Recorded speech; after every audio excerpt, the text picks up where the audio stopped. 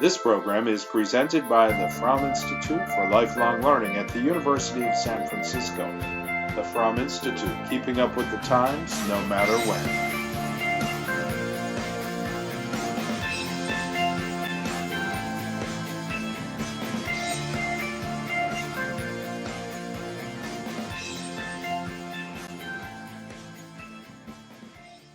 Middle of all this. So good afternoon to all of you. Good to be with you again. This is our fourth class. It feels like this should be our 10th class, but it's our fourth one. So we've had a couple of breaks. We have Indigenous Day these days, so we sort of pushed Chris Columbus aside. So anyway, that's what it is. So today we talk about and we look at the lovely Lena Horne. She was sort of the goddess to a lot of people. She was my fantasy for a long time.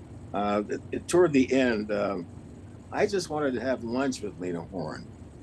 It was sort of a funny thing on the humorous side.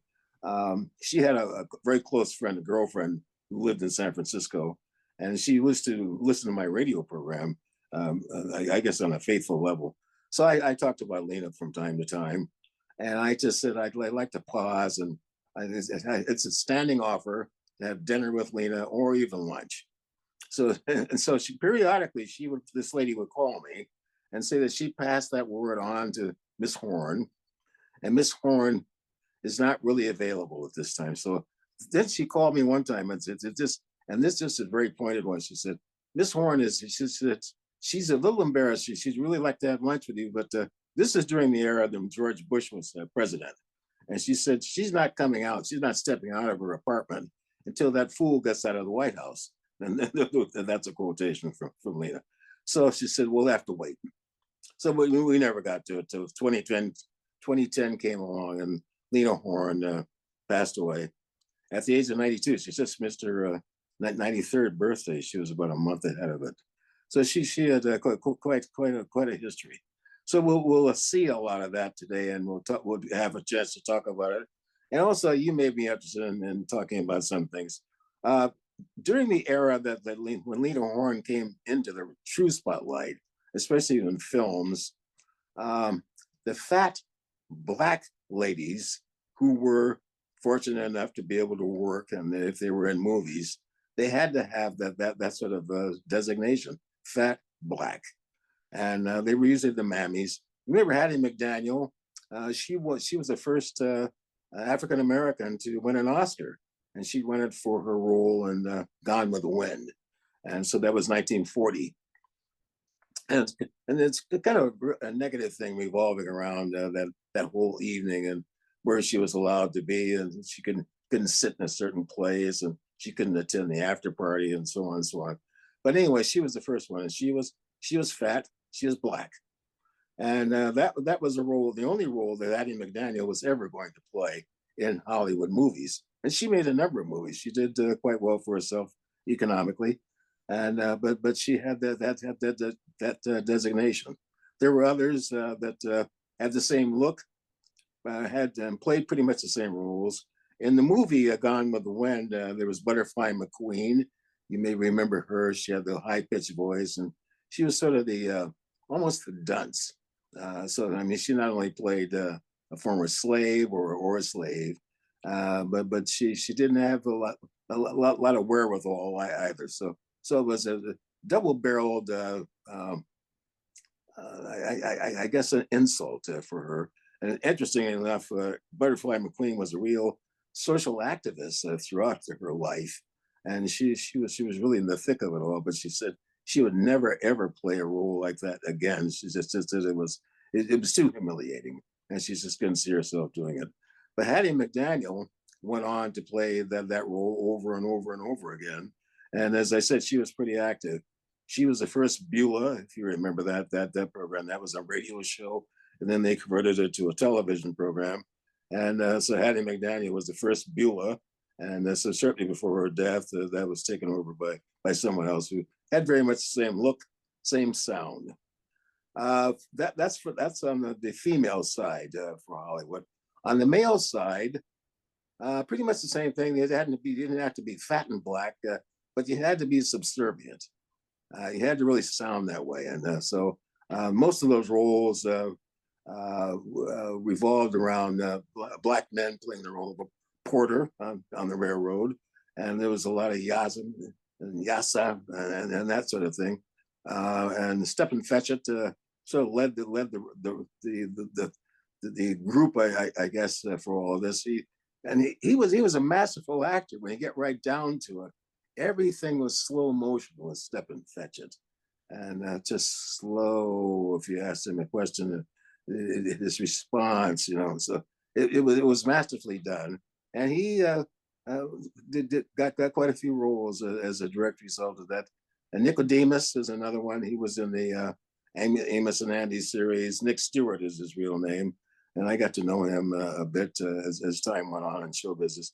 He was located in Las Vegas, had an acting studio, and was very successful with that. But he always, in Hollywood, he played under the name of Nicodemus, and it was pretty much a Stephen Fetchit kind of a role.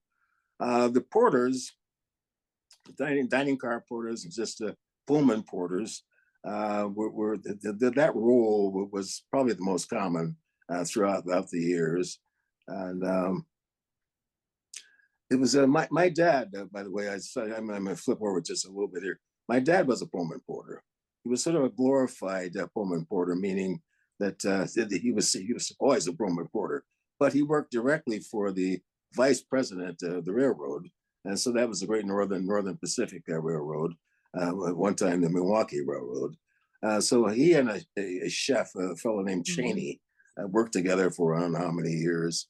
And they would go out on a private car only. And that was the time when the railroads were very powerful in this country. And the private cars could attach themselves to anything. And they'd go on special hunting trips, and they would have special guests. And they might have guests like the vice president of the United States. So my dad, who only had an 8th grade education and was an immigrant from Jamaica to the United States, was in a semi-glorified position for a fellow that didn't have a lot of education and was not going to really go any place on that social climbing that social ladder. But he read. He was an incessant reader, and especially the newspapers. And during that period of time, working for the vice president of the railroad and working on the Pullman car, he had a chance to pick up a lot of the papers that they would leave. So he had papers from all over the country. And so he always talked about who had the best editorial page. He's always told me, he said, the best editorial page in the country comes from the Nashville Tennessean. He said, that's the one that you have to read. He said, that's the best editorial page. And so he always had that. We had the black newspapers, and so he had a general idea of what was going on there. And there was some good. The Pittsburgh Courier was a big one. Chicago Defender was another one. There was another paper in Los Angeles. So Dad always had those things. And mind you that the dignitaries on those private cars frequently would go on hunting trips.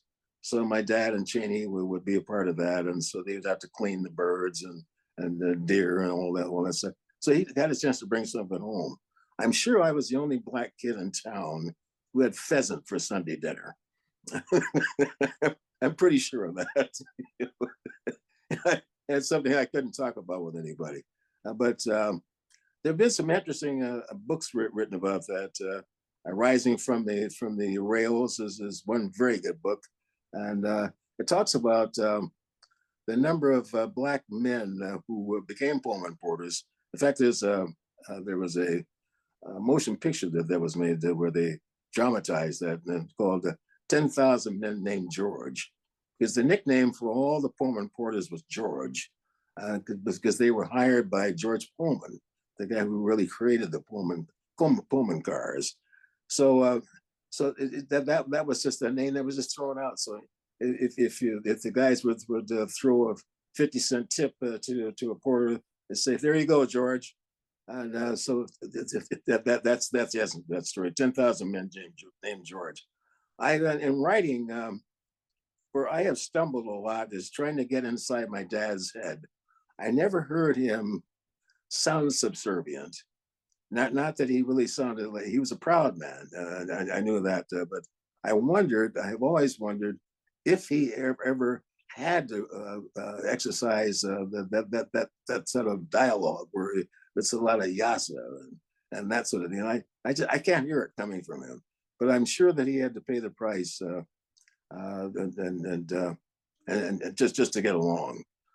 Lena Horne, in signing a contract with MGM Motion Pictures, had something written into her contract where she would never play one of those roles.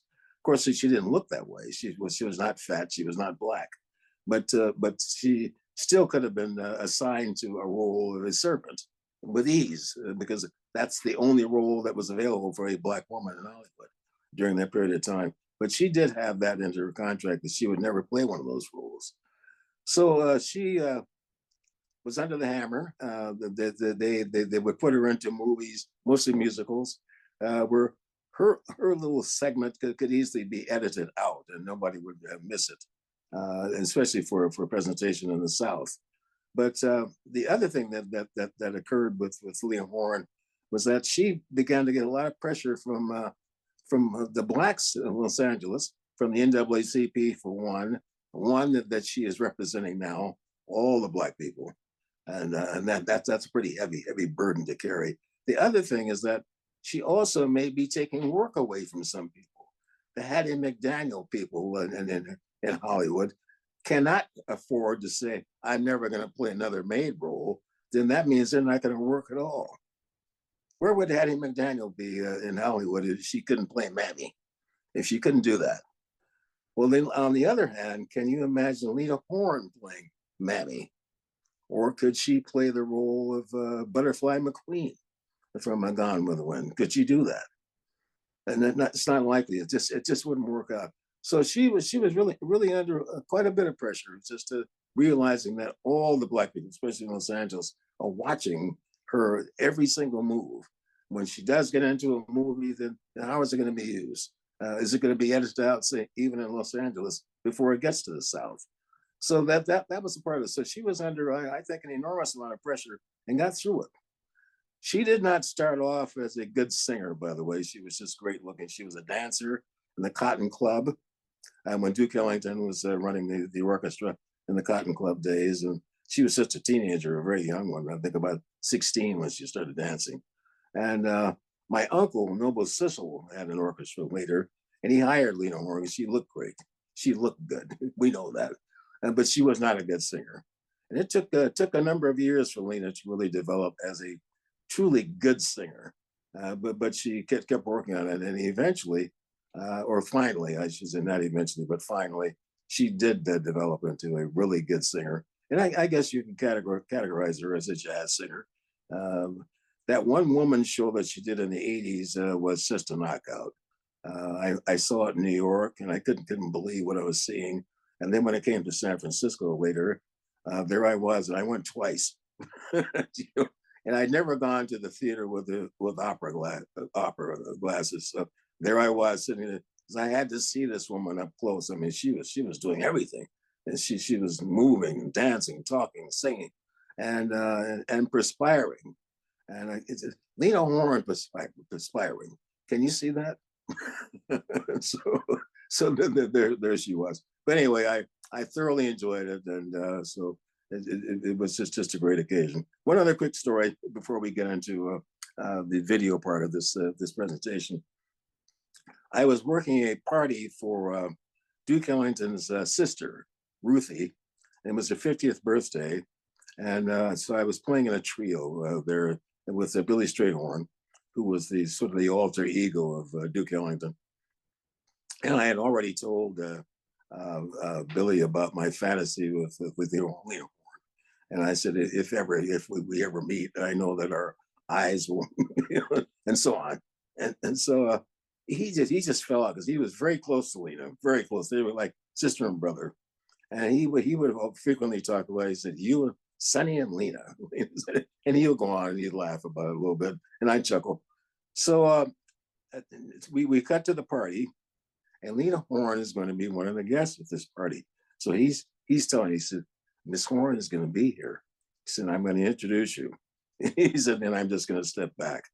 So I'm playing, and And I guess maybe about probably in going into the second set, I spotted Lena, and this is a very nice place up upper Hudson River Drive, and it's a large room, and I see her just sort of floating around. So we took a little break, and so Billy says, "I'm going to invite her over." He said, "Don't move." So she sort of glides across the room, and so they hug. And so Billy says, "This is the man, the young man I've been telling you so much about." And he butters me out. He said, "He's this, he's that, he's the other." It's going on and on. And so Lena, she starts smiling. The teeth is just, so, and I'm melting. I'm ready to fall out. And then she said something to me. I don't know what she said. And I could not open my mouth. I opened my mouth, I guess, but nothing came out. And as then I had sort of something like an out-of-body experience. I was hovering over the two of them, over Sonny and over Lena. And I was saying to myself, "Get yourself together. Pull it together, Sonny. Get it together." I couldn't. I did not say a word to Miss Warren. Nothing. I just stood there looking like an 8-year-old. And so that was it. So that was my first encounter with Lena Horne. So with that, let's get into the video, and we'll take a break after a bit. But today, Lena Horne, one of the great Queen divas.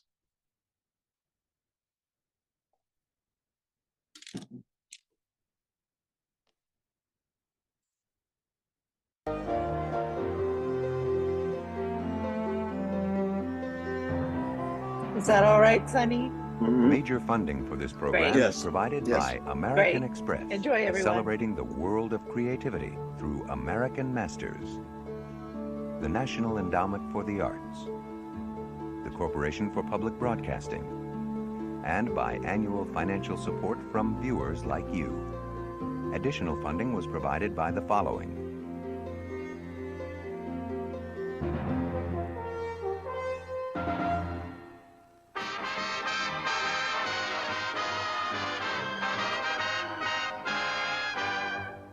What have I got that the others ain't?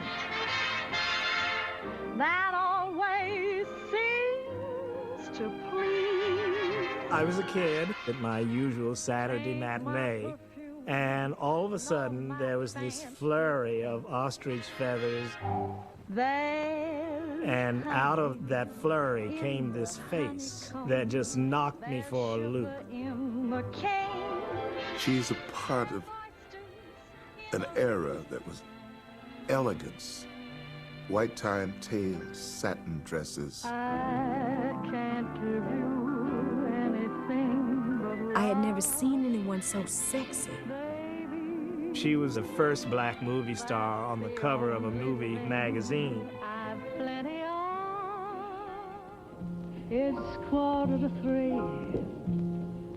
There's no one in the place except. You're hearing the living history of jazz and blues when you hear Lena Horne sing. So, set 'em up, Joe. I've got a little story you ought to know. She sings magnificently, but underneath there, she's telling you a story. That story came out of her life experiences.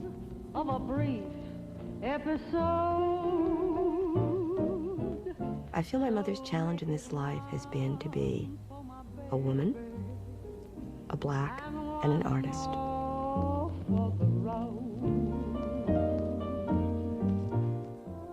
She was paying the dues for all of those who have come after. Like the pine tree line on a winding road, I got a name. I got a name. Behind her music, there was history. Like the singing bird and the croaking toad. And there was secrets. Got a name. And there was always a little anger underneath Lena. And I carry it with me like my daddy did. But I'm living a dream that he kept. I think she's mellowed as a performer. But Lena, as a person, as an individual, I can look in her eyes and still see shades of the old Lena. Tough. Yeah, not forgetting. Remembering what it was like. Like the pine tree line on a winding road. I got a name. I got a name.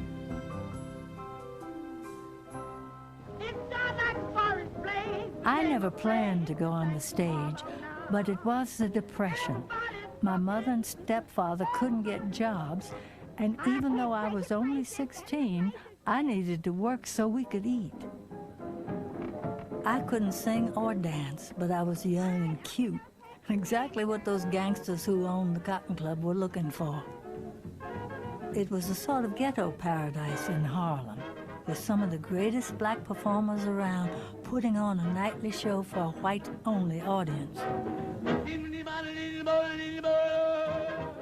The conditions were awful.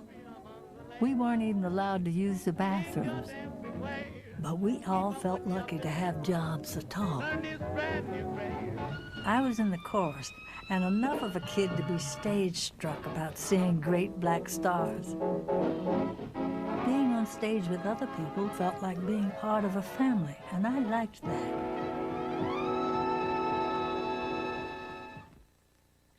All my life, I've been looking for a family, beginning at the age of 3 when my parents divorced.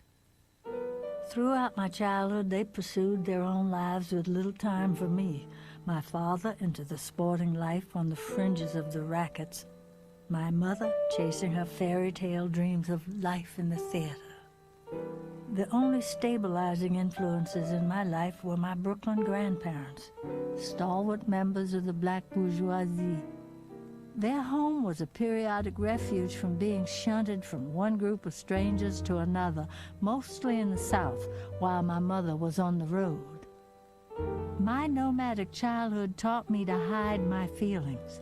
I would smile and try hard to fit in, but I mostly felt like an outsider. My favorite books were always about orphans. I became very secretive. I became very suspicious of everyone. I became unable to be my real self. I was like two people, two Lenas, the one I showed the world and the one inside of me. I was 15 when my grandmother died. I felt I'd lost the core of me.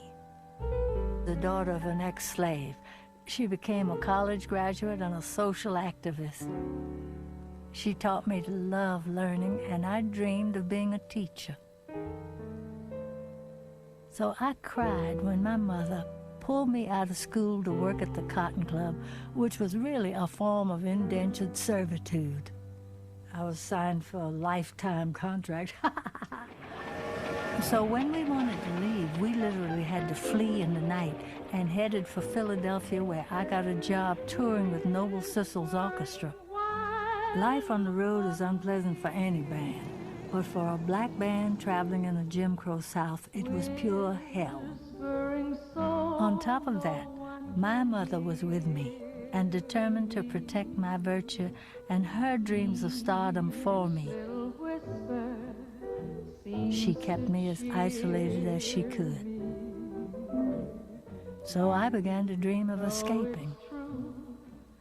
I ran away and got married, woefully unprepared to be a wife.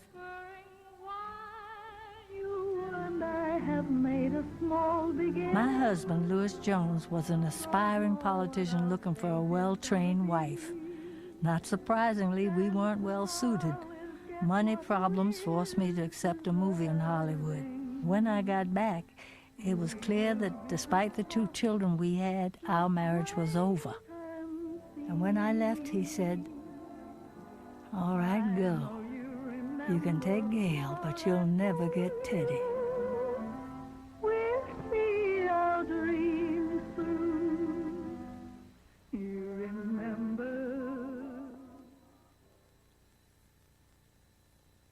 Losing custody of my son Teddy was the most painful in a series of losses which colored my whole life. My longing for a normal childhood was never fulfilled, except for a brief time back in Brooklyn with my grandmother before she died. But that was the only time I felt I belonged somewhere. There I had a family, friends, a home, and the chance to see my father from time to time. I felt protected, and I knew who I was. I was a horn from Brooklyn. All that was lost to me when my mother put me in the Cotton Club. With it, I lost my sense of wholeness. In its place, I was left with anger and an invisible wall I put up between me and the world. My life has been about surviving. Along the way, I also became an artist. It's been an interesting journey, one in which music became first my refuge, and then my salvation. It hasn't all been about music, but maybe you can hear it in the music. I came to New York after my marriage broke up, and by a sheer stroke of luck, I got a job as a vocalist with Charlie Barnett's orchestra. I couldn't sing worth a goose, but I could fake it, which I did for a long time until I was exposed to more musicians. Everything I learned from them. Charlie knew a lot. He made me settle down and sing one or two songs well because his band was good. It was down, you know. And I recorded Good for Nothing Joe with him, which had a reasonable recognition. And another one called The Captain and His Men. Here come the captain and his men. Brave little soldiers under 10. It was a funny song. I wouldn't listen to it now, but there you go. John Hammond got me an audition at Cafe Society. He told the owner, Bonnie Josephine, she can't sing a note, but she looks good. Cafe Society was the first nightclub outside of Harlem to welcome white and black audiences. It was the place to perform, and everybody did. From Sarah Vaughan to Zero Mostel to Art Tatum to Billie Holiday. Everybody wanted me to sing the blues, even though they weren't in my background at all. Learn to sing like Billie Holiday, they kept telling me. I wanted to sing the blues desperately, but I didn't get it. I would have to learn how to expose myself to be a blues singer, and I wasn't ready to expose myself yet. I've got those long man blues. So I went to Billie Holiday. I said, they want me to sing the blues, and I don't know how to sing the blues. What should I do? She said, you got 2 babies? You got to pay your rent? Sing the song. I was born on a Friday, married on a Friday too. Yes, I was born on a Friday, married on Friday too. I was with Teddy Wilson's orchestra. Never had no. There was another family. No bad luck till the day that I met you. I began to thrive. Barney Josephine was one of my great teachers. He introduced me to wonderful people, intellectuals, painters, actors, great writers, and he introduced me to Walter White, who was president of the NAACP, and Paul Robeson, who came at a time when I had begun to want to know what my people were like. He talked to me about my roots, my family in Brooklyn. He grounded me. He said, you're a Negro, and that is the whole basis of what you feel and of what you will become.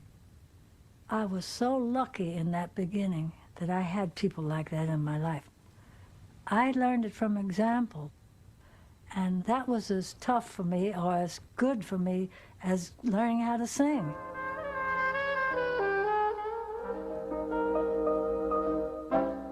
The NAACP had waited 25 years for a weapon to break the color line in Hollywood, and they decided I was it, mostly because of my looks.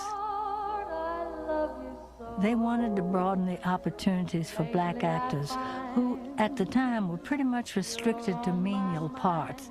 They also wanted to break the unions, which didn't allow blacks behind the camera or on a sound stage. It's true, me and the shoeshine guy were the only black people out there.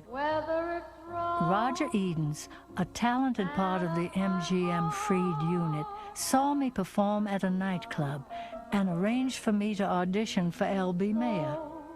And they began to talk to me about being at the studio. The only person I really trusted was my father, who I adored, and with whom I'd become quite close. So I called him and I said, "I'm by myself. I have nobody out here. Would you come and be with me?" I arranged a meeting with him with L.B. Mayer. And my dad walks in and he's sharp, you know, he was. And he had on a diamond stick pin, but a very conservative dark suit. And he said, "Mr. Mayer, it's a great privilege you're offering my daughter." He says, "But I can buy my own daughter her own maid." He was just jiving, you understand? "I don't want her to be insulted. It's very nice, but she's not going to be in a Tarzan picture and run around in a leopard skin." Well, my father was from...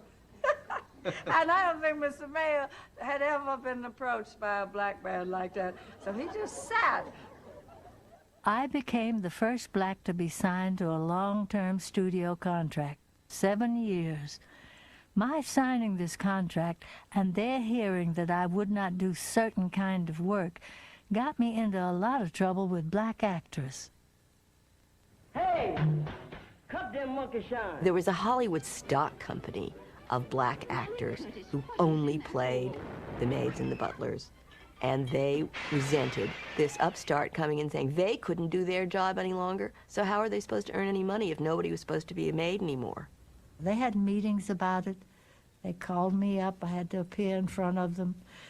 It was a rough time for everybody. And that was very unnerving to me at first, because I had gone out there and stayed out there for the NAACP and the Urban League and this, that, and the other organization, and now they were keeping me from friends I might have made. Imagine being a woman alone in those days, always being a forerunner, always being the first, always having the public eye upon you. So you could never really be yourself. You always had to be what other people wanted you to be. It was just one of those things, just one of those crazy things, one of those bells. They wanted me to be exemplary, Walter White and these other people, because that made it seem like I was representing all the black women in the world. It's a heavy job, you know. Panama Hattie got lukewarm reviews, but the critics seemed to notice me, even though they didn't know who I was, since I wasn't credited in the film. Who's the new Latin singer, everybody was asking. Well, MGM may have wanted to pass me off as Latin, but when my own people accused me of trying to pass, I was furious, and I felt more isolated than ever. There was no family for me out there. Just one of those things. I ached for New York. As soon as Panama Hattie was completed, I fled to New York on the train, took my bag off, and went to a club down on 52nd Street. I had on my first mink coat that I was paying down on. And I went downstairs into the club, and there they all saw me and yelled. Hey, old friend. Billy Eckstein was there, Basie, all the great people in the world. And I began on my first of the many champagnes I had that night. By the time we left there, I was full of champagne. We went walking down the middle of Broadway. It was snowing, and my mink coat was flying in the breeze, and I was crying. I said to Basie, I don't want to go back there. I'm unhappy. I'm miserable. Why can't I be here with you? He said, well, they chose you.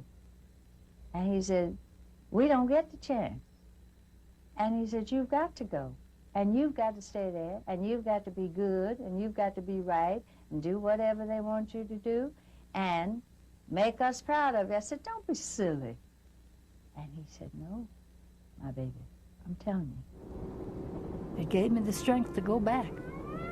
When Lena arrived in Hollywood, there was a thing called glamour that's no longer present. Anybody who was not madly in love with Lena Horne should report to his undertaker immediately and turn himself in. Yes, sir, you certainly are a sight for the eyes. Now, just look at yourself. There's no doubts about it. You're just about the prettiest gal in town. Vincent Minnelli was also a displaced New Yorker. He and I connected immediately and became good friends. And he said to me, I'm so glad you're going to be here because we're going to make Cabin in the Sky, and you're going to be in it. Ethel Waters was the star of it, and I was certainly nervous to be working with her. Why, you're beautiful, Petunia. Save that sugar. Vincent knew how I felt, and he told me how to play in the scenes with her. He taught me how to underplay everything I said in a very kittenish attitude, which played very well against her strength. Oh, I still love you. Now, you just be a little more careful what you say to your wife in front of me. Georgia, you keep out of this. I'm speaking my mind. And I ain't heard a sound. Now, little Joy, you just so dumb you can't see what she's after. We're both after the same thing, but I'm still the wife and got the inside track. Unfortunately, I didn't get much of a chance to act. Cabin in the Sky and later Stormy Weather were the only movies in which I played a character who was involved with the plot. Because those movies had all black casts, there was no mixing of races, so they could be shown anywhere. In every other film, I just sang a song or two, mostly playing myself, so that those scenes could be cut out for Southern audiences. Ladies and gentlemen, Miss Lena Horne. Even when I did have a speaking part, that's not what people remembered.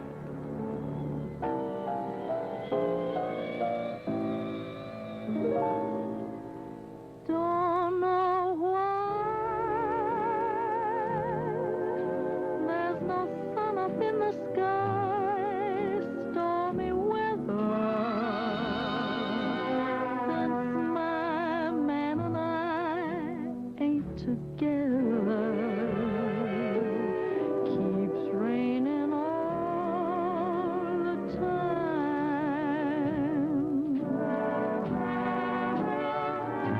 Life is bare, gloom and misery everywhere, stormy weather. Just can't get my poor self together. I'm weary all the time.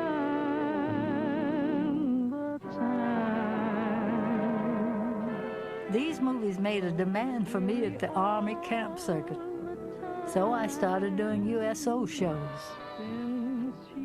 She was the first black pinup that we had. I learned quickly that Jim Crow was alive and well in the Army. I'd been ticked off going from camp to camp because I'd have to go in the white officers' building to entertain. Someday that dreaming will get you in dust. I had done a show the night before to all the white people, and I was going to get to sing for black soldiers this next night, and there they were in the back, and then the white soldiers, and then mingled in with them on one side. German prisoners of war. Can it be the same old situation? And I just got choked. And I went to the back where they were sitting and sang with my back to all the other people. Baby, come out of the clouds. They said, get her off these tours. She causes trouble. They threw me out of the USO. When we saw Lena fighting or attacking somebody, our hearts cheered because any victory that she had was our victory too, as much as Joe Lewis's punches or Jackie Robinson's capacity to knock the ball out of the park. All you wanna do is bill and coo, but you... In 1945, MGM gave me a script for a Broadway musical called St. Louis Woman. Love me true, legalize I was to play a flashy whore in love with a jockey. I did turn it down, but the repercussions were awful, and I was put on suspension.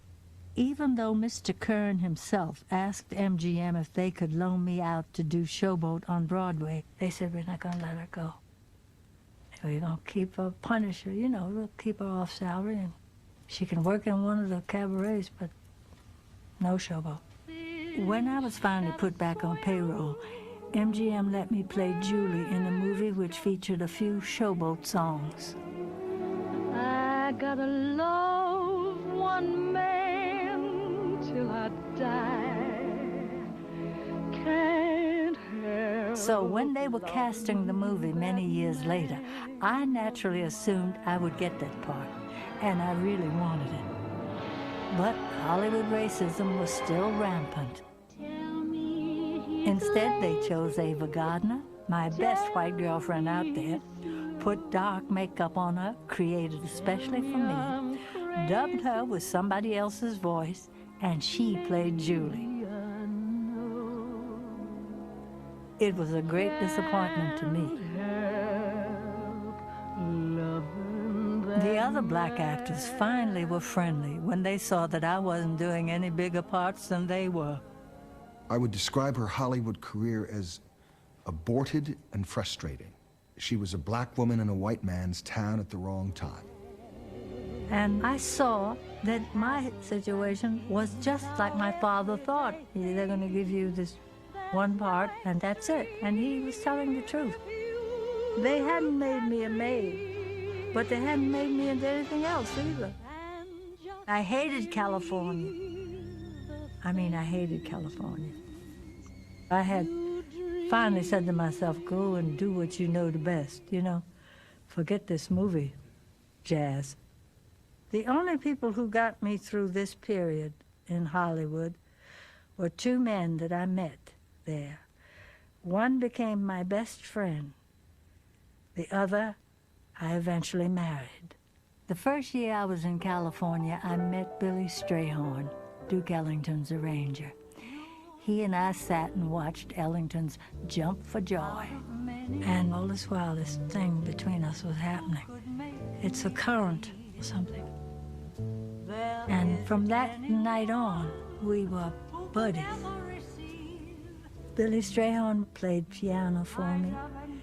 He kept me calm, and he made me sound good. He was truly my soulmate. I met Lenny at MGM. We didn't like each other at all. We didn't get along because, first of all, I didn't trust men or white men in general. And he was wary of singers. So it was several months before we got acquainted and before we began to like each other. And when we did, we became very close. Do I love you? Lenny Hayton was a great musician himself and one of the top arrangers at MGM for all those wonderfully elaborate MGM musicals. And Lena, who was a good musician herself, simply broadened her scope by being associated with Lenny. Our relationship became a kind of cause célèbre. My own family hated it. The Hollywood community, the studios didn't like it. They began to cold shoulder both of us. So by the time I got fed up with Hollywood, he was ready to leave, and so was I.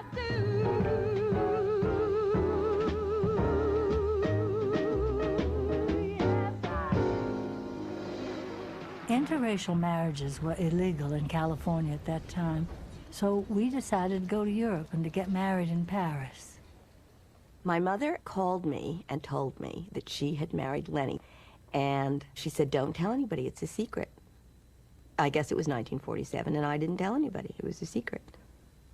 I married Lenny, I guess for selfish reasons. I knew that a white man could get me into places that black men couldn't. But you know, I learned to love him completely because he took all this out from me and went along with the flow and made me at times forget he was white. Lenny Hayden was Lena's rock. Musically, she could lean on him.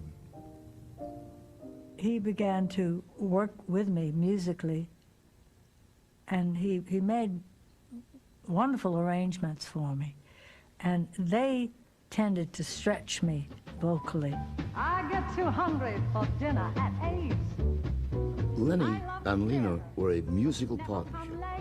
Lenny could sense every little nuance, every little thing that Lena did on the stage. I used to think of it as a third ear. We toured all over the world, and I was successful. We were successful. Lena adored the adulation that she got from her European public, and of course they were crazy about her. Her first appearance in Paris made a resounding success. Everybody wanted to know her. She rubbed elbows with everybody who was famous. Mother and Lenny liked the good things of life. Music, food, drink, theater, clothes. Lenny was a figure of great glamour to me himself, as glamorous as my mother. They dug each other. They really were in tune. She was a lady at all times, and yet as earthy as anybody could possibly be.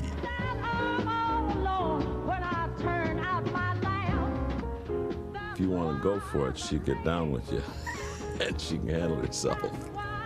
You know what I mean? I mean, don't mess with Lena.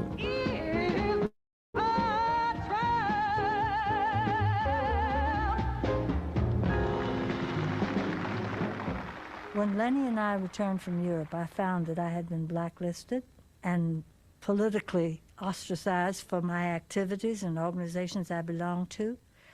I just told them I belong to the same organizations and clubs Mrs. Roosevelt belongs to. But with a few brave exceptions, I was still unable to do films or television for the next 7 years.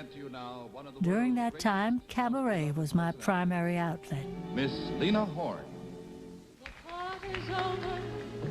Copacabana was the first big engagement that we had after I had joined her. The clientele was always white, and one of the conditions that Lena Horne had imposed in her contract was that they should admit black people. When I was fighting in cabarets for my musicians or something, they'd say, come on, be with us. Why are you like this? Why are you angry? Well, I was angry. I couldn't even stay in many of the hotels I performed in. And my musicians couldn't live in some of the hotels where I stayed. So I developed a kind of toughness, a way of isolating me from the audience.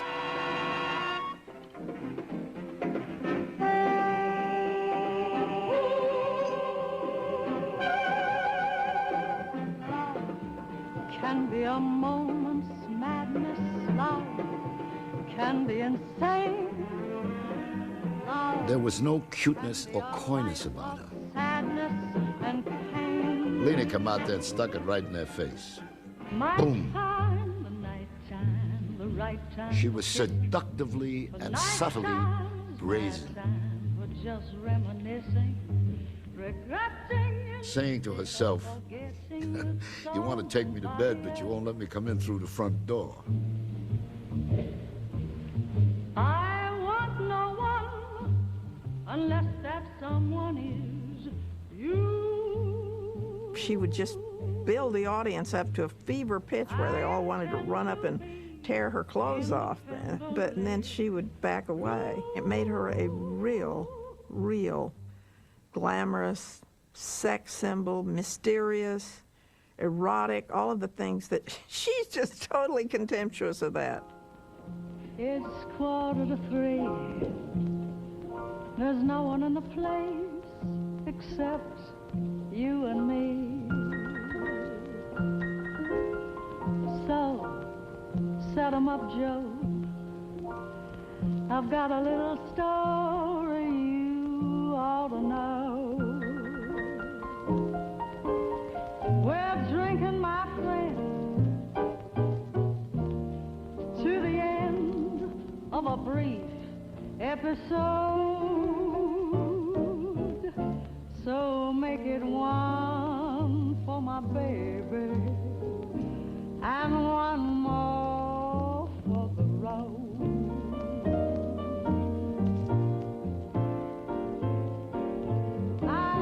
Lena has what I call a melancholy spirit, an arc of blueness. I don't mean the blues so much as heartache. It's more world-weary. I hope they make the music dreamy and sad. Could tell you a lot, but you've got to be true to your code. So make it one for my baby and one more for the road. In 1956, television guest appearances finally opened up to me when I was officially removed from the blacklist. I also starred in my first Broadway show. Push the button, up the elevator. Push the button, out the orange juice. Push the button, from refrigerator come banana shortcake and frozen goose. I ought to cross you off my list, but when you come knocking on my door, fate seems to give my heart a twist, and I come hopping back for more. I should hate you, but I guess I love you. You've got me in between the devil.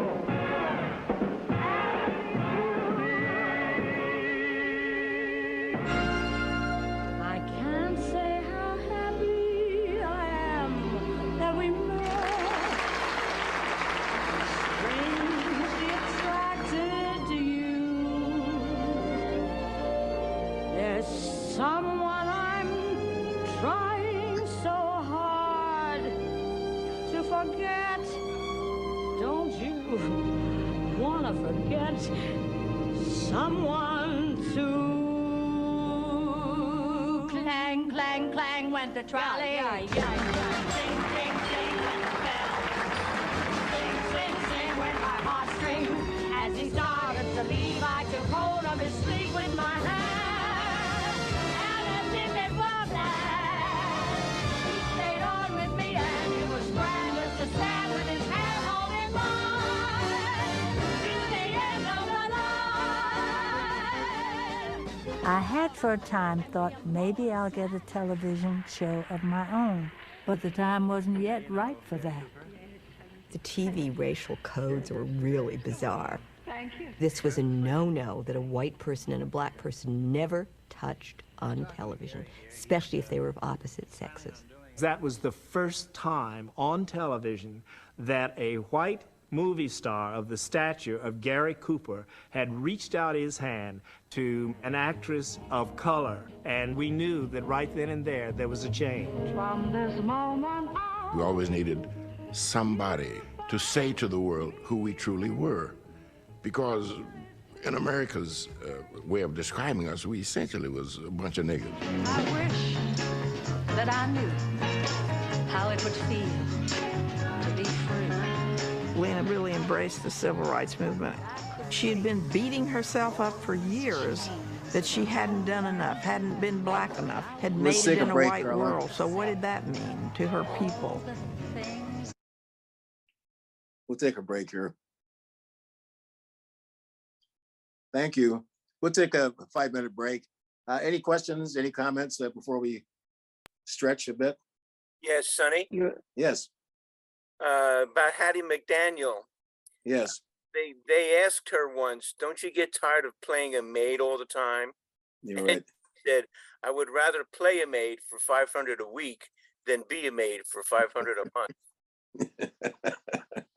Yeah, I think she said that actually the comment was $700 a week or $7. Yeah. Right. Yes. Like that. Yeah. Yes. Exactly. I saw Lena Horne at that show that you were talking about. Right.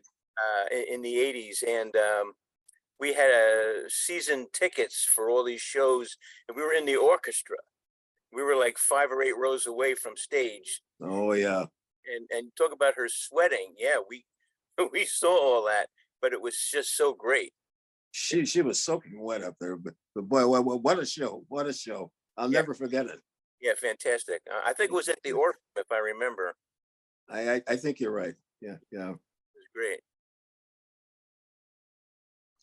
Anything else before we go? That's it for now, Sonny. Okay. All right. Let's take a quick break and we'll come back to Lena. Thank you, Carla. Okay. You bet. Okay, folks, 5-minute break. We'll listen to some of her music. Excellent.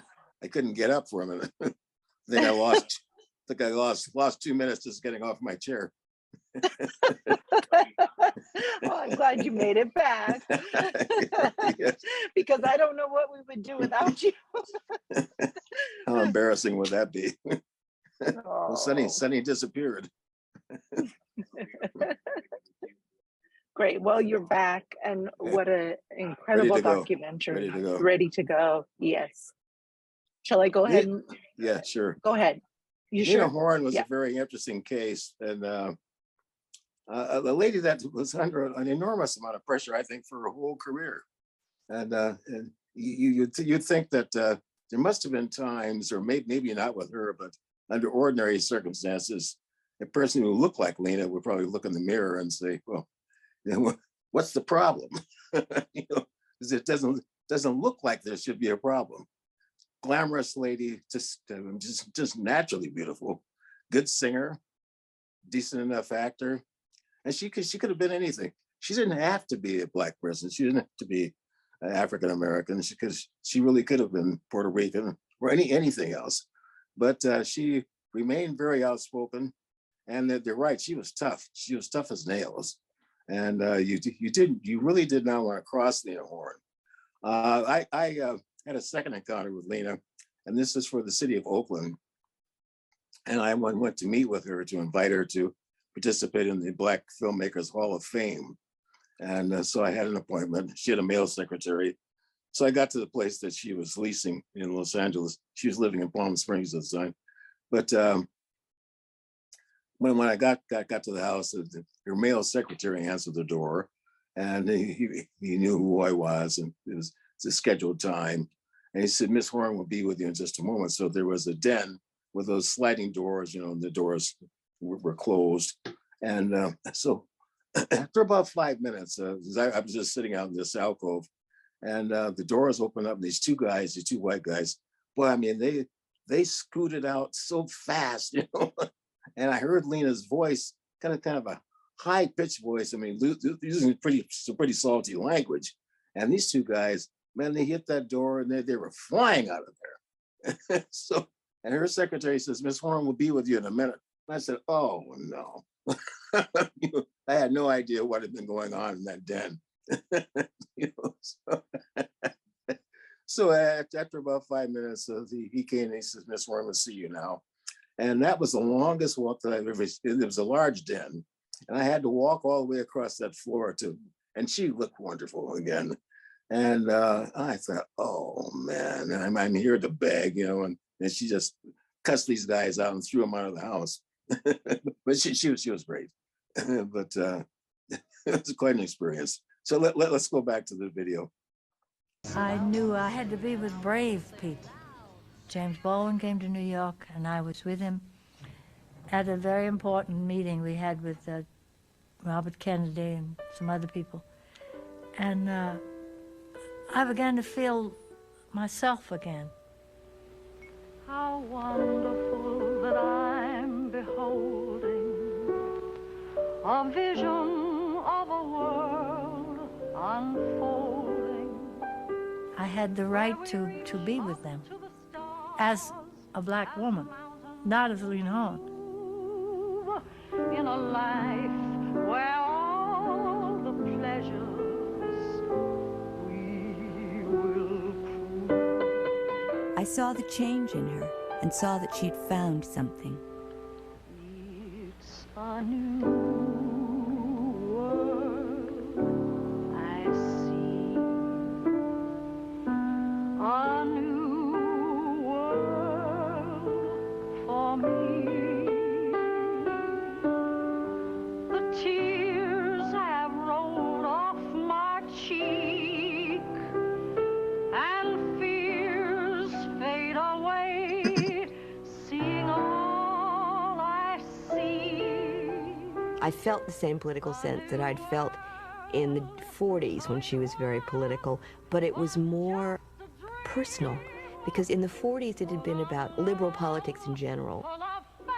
But this was about black people, so it was even more powerful for her. She had been brought up by her grandfather and grandmother to be aware of the issue of political justice. And now it was less abstract, and it was very, very real. I took Martin Luther King up to her house one day, and it was fascinating to see the two of them have a meeting of minds. She became a leading light in the whole movement.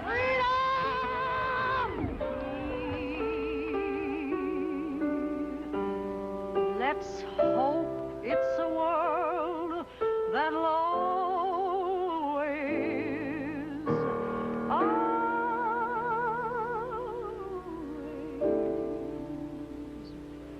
be.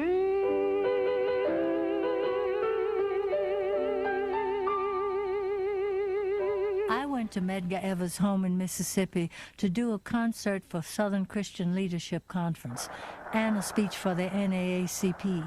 Nobody, black or white, who really believes in democracy can stand aside now. Everybody's got to stand up and be counted. That night I went to the church to do this concert, and I had the most wonderful uplift, the most wonderful feeling that I'd ever had in my life. And all I could feel was to sing This Little Light of Mine, which is a kind of simple little childish song, but I felt I had a light because they were making me feel so big and so warm. I never will forget the glow on Medgar Evers' face when Lena started singing. I'm gonna see We were the last persons to see Medgar before he was assassinated. I'm gonna see it shine.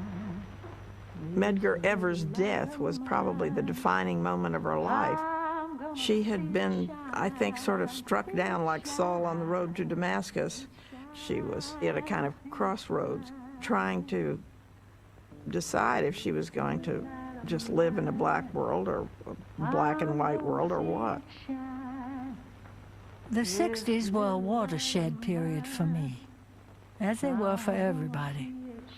This was a time when I knew I had to cross the divide that had separated me from my own people for so long. And I knew it would take a total commitment to return. I needed to be away from Lenny at that time. It was painful, but I needed to be with my own people.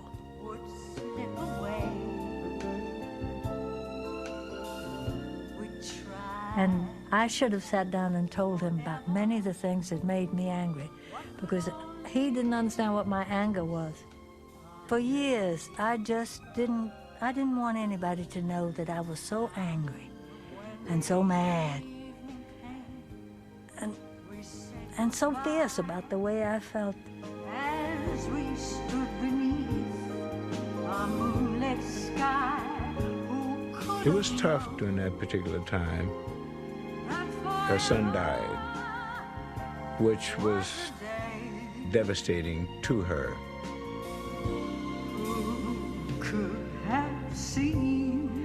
A few months later, her father passed away. Shortly after that, her husband passed away. Billie Strayhorn, too, had died 3 years earlier. I went into a retreat at first, and Alan King came to me one afternoon, and he said, "When are you going back to work?" I said, I don't want to work anymore. I don't want to be without, you know, the people that I'm close to. And he said, "Well, you're crazy." I'll bring you back, and we'll do something together. She said, "Me sing with you." She carried on. And he was so, you know, Alan, very, and he was right. You got to just go on and do it until you can't anymore. We did a medley. Lena come out, and I'd say, "Lena, we've known each other," and she say to me, "Now listen." She said, "If you're going to start talking to me about the old days," and then all of a sudden she'd go with this little light vamp in the back of me, she'd sing, "In olden days, a glimpse of stocking," and we go into a Porter medley. Forget about it. And so I went back. It's happened to me again just before I did Lady in the Music. When I go into those moods and my loss becomes strong in my heart, I just go back in a hole. And my manager said to me, "Are you going to just melt away and die out?" He said, "You got to go to work." Yesterday, when I was young, so many happy songs were waiting to be sung. So many wayward pleasures lay in store for me. And so much pain my dazzled eyes refused to see. I ran so fast, time and youth ran out, and I never stopped to think what life was all about. And every conversation I can now recall concerned itself with me, just me, and nobody else at all. The change in Lena from the early days to the Lena that I saw on stage, two different people. She was freed. The audiences just went crazy over what they saw and what they heard. No one had ever seen this Lena Horne before.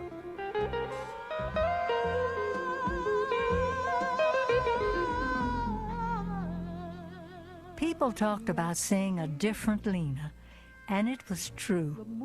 What they didn't know is that they were seeing a whole Lena for the first time. All my life, the isolation I had wrapped around myself had been a defense. Sometimes my only defense. It was a crutch, but it helped me to survive. Now I could throw the crutch away.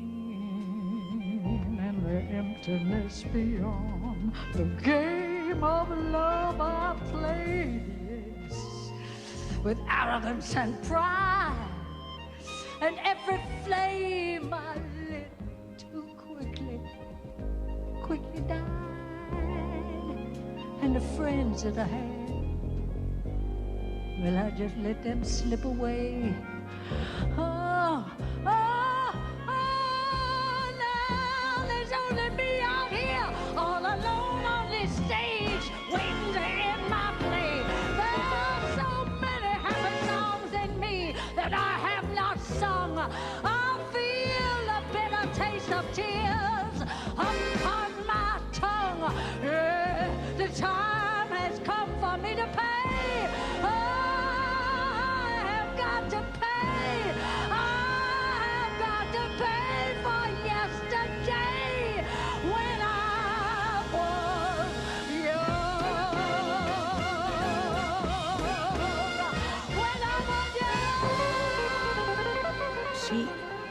opened herself up in a way that I think even surprised her. And it was her truth. Lady and her music was Lena's truth. I love it when you talk to me. It's wonderful. It makes me feel close to you. She began to really enjoy performing more than she ever had before in her life. When I realized that the audiences could hear me as well as see me, I felt my healing was complete. I looked out from the stage and I saw a family of brothers and sisters, all of them. It was a long time coming, but when it did, I truly began to live again.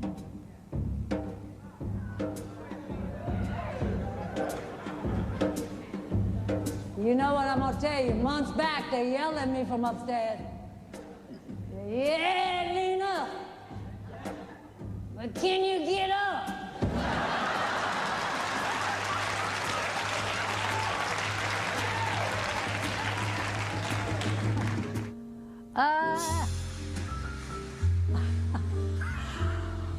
Want something to live for. Someone who'd make my life. I never thought I'd be working at my age, but there's a sort of lot of gratification in working and in being with other musicians. It's when I feel most free.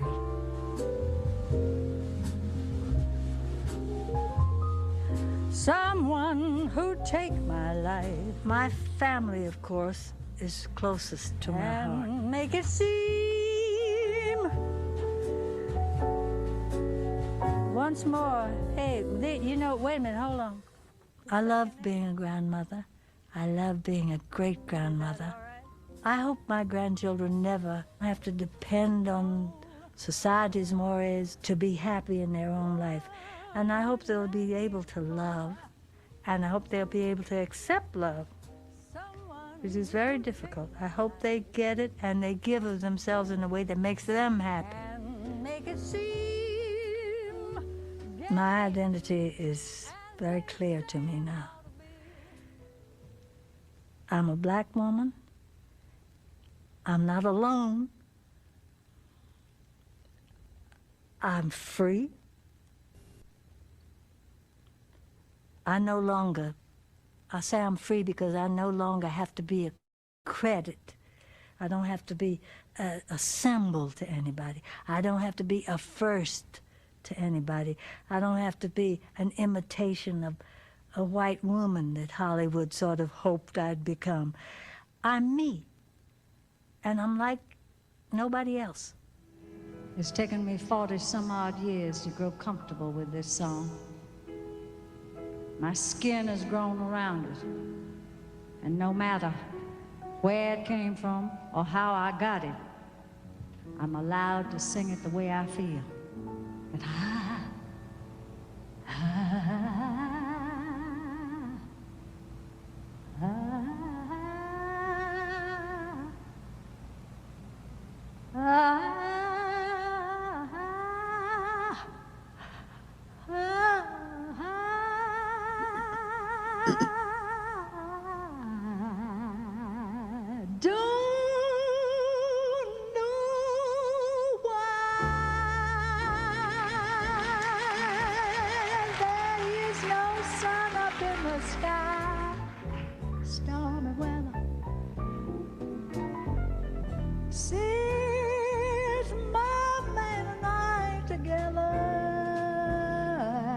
it's raining.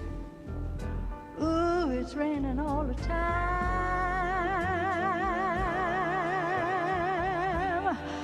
My life is bad, yeah. Gloom and misery everywhere, everywhere, stormy weather. Well, I just about can't get my poor self together. No, I can't, because I'm weary. I'm weary all the time, yeah. The time. Oh, yeah, I'm weary. I am weary all the time.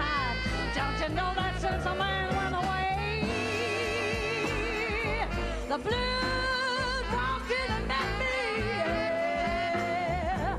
If he stays away, old rockin' chair is gonna get me. All I do is pray. I pray the Lord above will let me walk in the sun. Lord, let me walk in the sun once more. Yeah, I can't go on. Everything I have is gone. Call me when since my man and I ain't together, all that I know is it is raining, and the man ain't coming back. Raining, and he ain't coming back.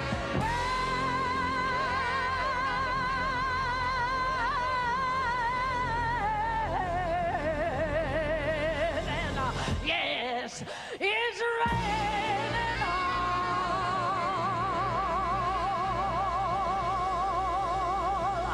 the time.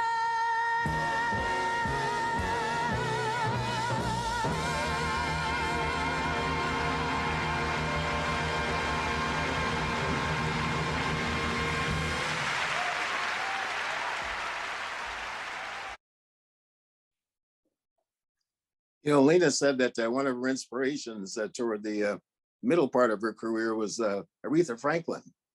She said she really listened to Aretha. She said, there is a person who's just letting it all hang out, opening up her soul. And she said, there's no reason I can't do it. Billy Strayhorn had also been talking with her for years about letting it go. And she said she understood what he was saying, but it was difficult.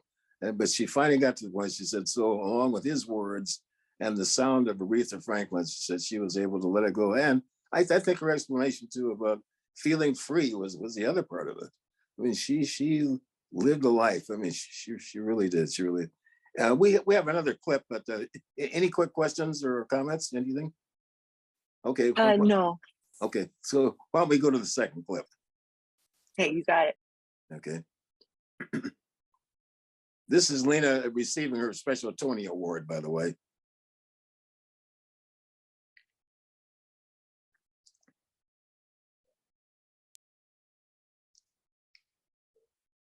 Is appearing on a stage and recreating some of her life and music and urging us all, as she is doing, to stride boldly into the future. The volume's all the way up, so please go ahead and turn up your volume. Okay. All right. Words can't begin to conjure up for you the excitement, beauty, and theatrical magic of this woman and her music. The Tony Awards Nominations Administration Committee has voted a special award to the dazzling Lena Horne.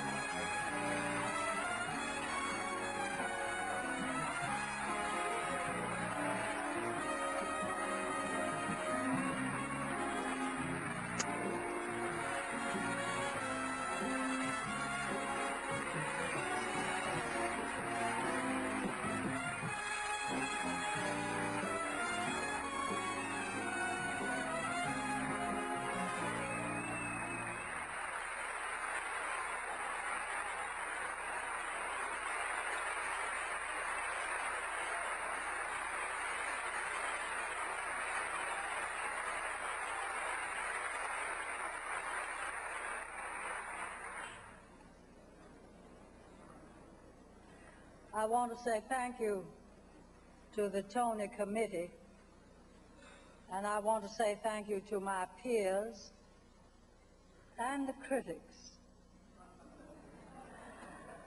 I want to thank the Nederland organization, that is to say Fred Walker and Michael Frazier, and my management, Sherman Sneed and Ralph Harris, because they kept telling me, go ahead, girl, you got to do it.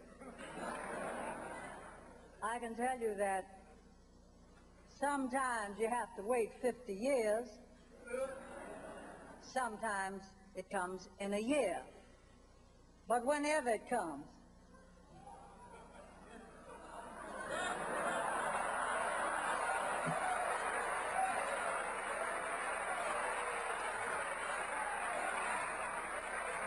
I'm just so happy Bet I'm getting all these flowers before I lose my teeth.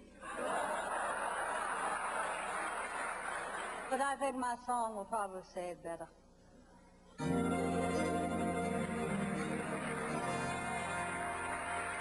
If you believe within your heart, you know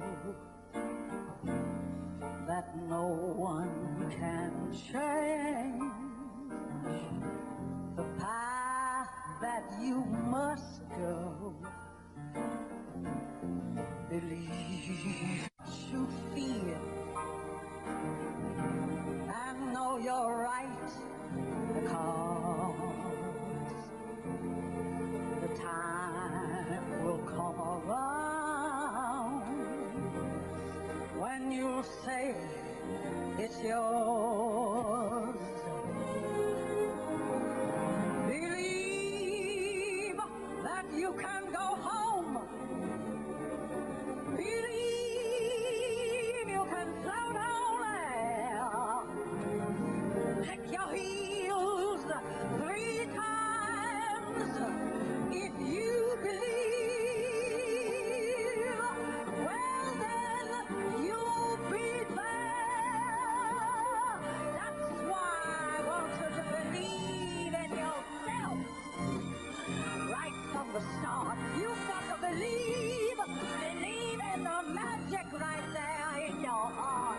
Go and believe all these things, not because I told you to. Go and believe in yourself.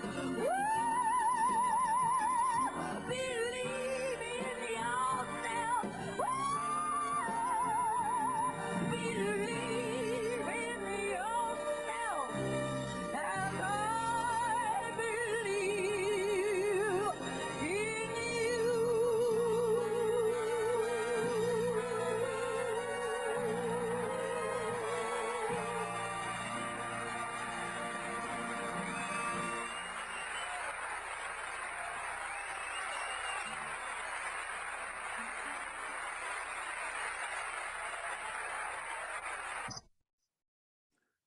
I think Lena was 65 when she started that whole production, that one woman show in New York, and then she did it for I don't know how many performances, and then she took it on the road, and she came out here. But it was over 300 performances, which is which is quite a bit. What an inspiration! I feel like I should be doing something this afternoon. After I leave you guys, I'm gonna shift it into second. See what happens. Any questions? Any comments? By the way, anything?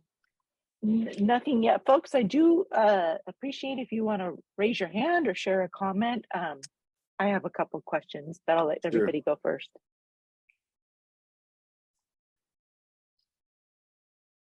Hello, Sonny. Yes. You were talking about Step and Fetch It earlier. Yes. Bob Hope worked with Step and Fetch It once, and he said he was one of the most professional actors he ever worked with. Yeah, I've heard that statement many times. Yeah, it took great acting to pull up that one off. Everything was in slow motion, you know, and that was something that he created. You know, he came out of the black vaudeville circuit, and it was a masterful performance, although it stereotyped all of us. Every black male that followed Lincoln Perry was his name. Every black performer who followed him really had to live with that one. Yeah, but everybody admired him, so that was good. Yeah. Well, not everybody, but it's a tough part. As I was saying earlier, when I was speaking of my dad being a Pullman porter, he was a very proud man, extremely proud, and I don't know if he ever. It seems to me that he would have been forced into giving a Yasser or Yassam at some stage. I can't see. I would imagine that any day that he had to do that would be a night that he couldn't sleep.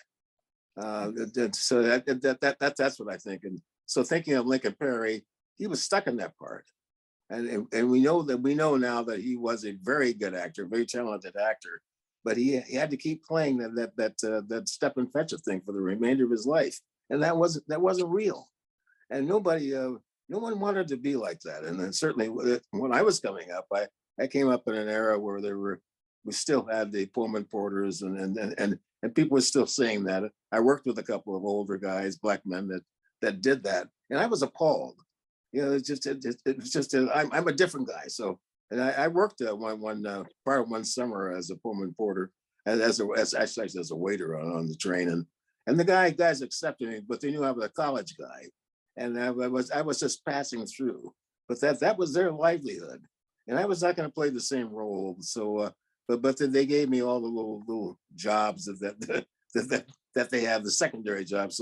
So you're in it now. You're coming here for the summer. You're going to get these tips and you get a little salary, but you're going to work for it, and you're going to work the same way that we work. One of the roles was to people in the Pullman cars would leave their shoes out at night out in the aisle, and so I would have to go out and pick up all the shoes and shine them, and then put them back in front of the little door that you have on those trains. And also we did something that we called deadheading. That's where the union came in later, because frequently the people who worked as porters would go out on a trip, and then they'd be reassigned to go someplace else once they were out there. So we were going to St. Louis initially, and then we wound up going some other place, and wound up being out for about 2 weeks for a trip that was supposed to be no more than say eight or 9 days. And that's so it was that kind of a thing. But anyway, it was a learning experience. I had I'll go on with one more story revolving around this. They had me in the galley working, so I was a third chef, which means I was a dishwasher. So anyway, and it was a troop train, and the Korean War had started, and so we were transporting troops to someplace. I think it was to Oregon. But so we were serving lunch, and it was SOS. You know what SOS is, any former military people. Anyway, it was cream chip beef. So the guys were instructing me that how to carry the tray, and the tray was to be on my shoulder, and I had so many plates, and those plates were pretty heavy on the trains. And so they said, now if you get to a tunnel, if the train moves one way, you move the other way, and so on, to get my balance going. So and you start from the far end of the car, and then you work your way back. And this tray was really heavy with these plates and this cream chip beef and stuff on the plates. So I start going down. I get to about the third row, and we hit a tunnel. It was dark, and I lost my balance carrying that tray. The tray went one way, I went the other way. And there was SOS all over the floor, tables. So after lunch was finished, that's where I spent the remainder of the afternoon, cleaning up SOS. It really was SOS. It really was SOS. Yeah, truly it was definitely SOS. Yes, it was. Yeah. So that was a part of my little training as a Pullman porter and a waiter on the trains. And I realized right away, this my dad said, he said, now you know. And be sure to finish your education. Guys, have any other questions, any comments? Thank you, Sonny. Sure. Thank you, Barry. Sonny, just watching her documentary, she was somebody who really grew, I think, as a person and as a performer. She did. And she pushed herself to grow and change. That to me really came through, and we didn't see a lot of drugs or that kind of thing, or alcohol. No. How about her relationships with like Billy Strayhorn, Lenny Hayden? Do you know more? Can you speak to those a little bit? Yeah, I talked with Strayhorn about that. Billy Strayhorn was gay, so that was the first thing. But they were really close, and she always said that he was the first one to really open her up a little bit. He was so sophisticated in a way. He hadn't gone anyplace, but he wrote that wonderful tune "Lush Life," if you listen to the lyrics of Lush Life, it sounds like somebody who's really worldly. They've been out there. This guy was in Pittsburgh, in Pittsburgh, Pennsylvania. That's where he grew up, and a little gay guy. And during the late 20s, early 30s, that was not acceptable. And then he's coming into the field of jazz, and you talk about lack of acceptance. But she said that when they were out on the West Coast, out here, and Duke was doing that production, Jump for Joy. So that's when she and Billy Stringhorn began to form this friendship. And she said that he was the one who made her open her eyes. He said they were just out walking one evening after the show was over, and he was pointing out architecture. And she says, "You never thought about that architecture." You know? And he said, "Look at that door," and then so on. You know, someone constructed that, and she said that he was just into all those things, and he also spoke 3 or 4 languages fluently. And she was wondering, how did that happen? And so she said he just opened her eyes, and as I said, he was the one that told her to start singing from the heart and just do that, you know. So that was very interesting. The Lady Hayton story, I think that she did learn to, as she said, she learned to love him. That's a tough one. So you marry somebody, then you say you learn to love them, and but it's something that she did, and they were very close, and there was almost like a threesome. He really accepted Billy Stringhorn too. Before Stringhorn died, he spent an awful lot of time with the two of them, with Lenny Hayton and Lena, and they were living in Palm Springs at that time. Does that help? Yes, thank you so much. Sure, Sure. It sounds like she was very private as well. Yeah, well, she had to be. She had to be. Can you imagine really opening the door to a lot of people? And you know, everybody wanted a little piece of Lena one way or the other. And there were also a lot of Black women who were extremely critical of her. And I imagine a lot of women in general who were just envious. And I mean, Lena looked like she had the world. She looked that way. But then I think on the other hand, it was a pretty lonely existence. Pretty lonely, especially during those years when she was in Hollywood. She was there for about 10 years, but the contract was 7 years long. But I think that was extremely tough. Everybody's looking at her, and what do you mean you're turning down a role? You know, and people are scuffling to get a job. And if you could get a job in a movie, that was even a bigger thing yet. So she had to isolate herself in order to get through that period of time. And I think once you do that, when you take that big of a chunk out of your life and isolate yourself, say for a decade, then you don't just suddenly blossom and then come out of that. You know, you remain rather private and cautious, very cautious about people being around you, and then the reasons that they want to be around you. So yeah, I think you're onto something. And I always did wonder if she was truly happy. I think the civil rights movement did make her happy. She found something, and people accepted her for being a person. It wasn't this was not just Lena Horne. You know, this was somebody who was really devoted to the movement. Yeah. Thank you, Sonny. Yeah, sure. Her last performances were incredible. Go ahead, Sheila. I just wanted to ask you, Sonny, she had children and grandchildren. Were her children with Lenny? No. They had no children. They had none. She had 2 children in her first marriage, and when she was really young. She had a girl and a boy, and when she filed for divorce from her husband, he maintained custody of the son, and she had custody of the daughter. So then, and the son died. When she mentioned that, I don't know if you caught that in the documentary, that all these people died, and this is all within a 2-year period, which is enormous.